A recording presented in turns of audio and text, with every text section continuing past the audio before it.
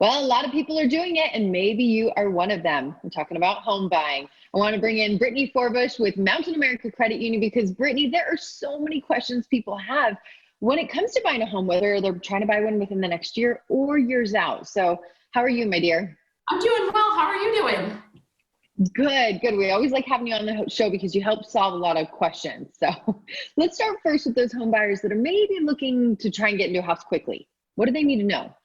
Yeah, so if you're looking to buy a home right now, the first thing you want to do is to get pre-qualified with your lender. So this is going to help you understand what you can really afford, but it's also going to be more likely that your seller is actually going to accept your offer. But keep in mind, a pre-qualification is not necessarily pre-approval on a loan. You still got to go through the process.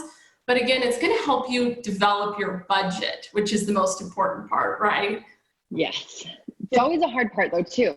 And I think it helps you realize, when you go in and you sit down and talk, to really put those numbers into action and go, okay, I can only get to this point in, the next few months. But what about those people that are thinking, I've got a few years and I want to start saving?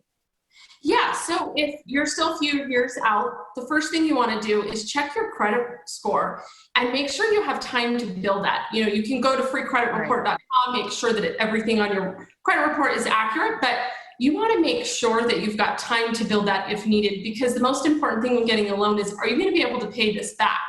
So along with that, they're also going to check your employment history. So you want to make sure that you've got the employment history that you can show that you're going to be able to continue to pay your mortgage.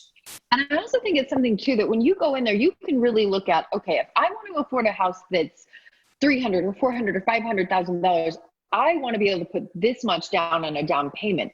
And sometimes this can be pretty steep for people, so it's smart to start saving now.